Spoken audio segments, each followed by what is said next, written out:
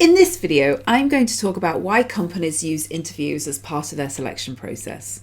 Welcome to the channel. My name is Jane Foray, career coach for frustrated professionals who are ready to take the next step up in their career. If you've just arrived here, then don't forget to subscribe and hit that notification bell. So, what is the purpose of an interview? Essentially, the purpose of the interview is to see if you are the best fit for the role, both from a technical and from a cultural perspective. So technically, do you have the skills to be able to fulfill the obligations of the role? And are you the right cultural fit for the organization? So do your values align with the values of the business? An interview is also a two-way process. It's not just the organization who is looking to see if you match their requirements. It's also an opportunity for you to see if the organization and your line manager are the correct fit for you. So the role of the interviewer is to bring out the best in you. And in my experience, many of those who've interviewed me have not done a particularly brilliant job. I've often felt that my interview was another meeting that was just squeezed into an already busy day. And it was evident that they hadn't arrived fully prepared and their head was almost still in the meeting that they'd just come from. But you can actually use this to your advantage and take control of that interview whilst you're giving the interviewer time to catch their breath so that you can both have a positive experience.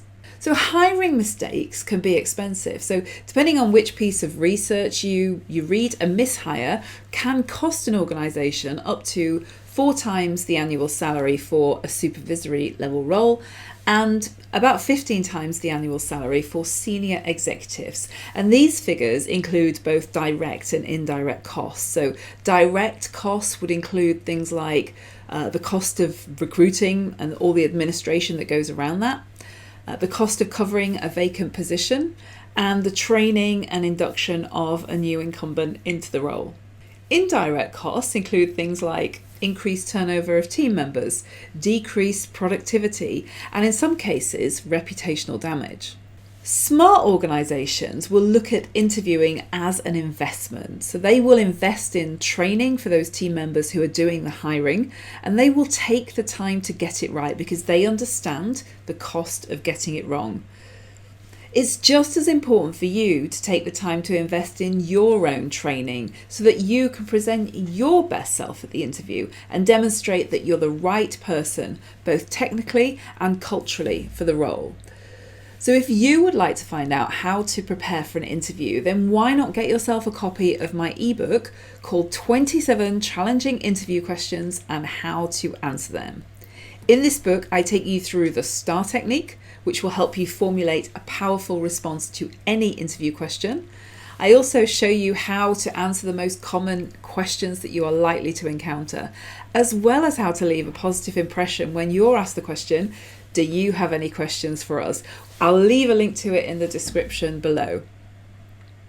So in summary, interviews are a common technique used by organisations to determine if you're both a technical and a cultural fit for them.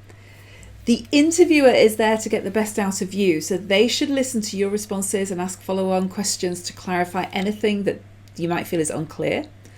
And they're also a two-way process, which means that you are also interviewing them to see if they're a good fit for you. And remember that you can still have a positive experience at an interview and not get offered the job.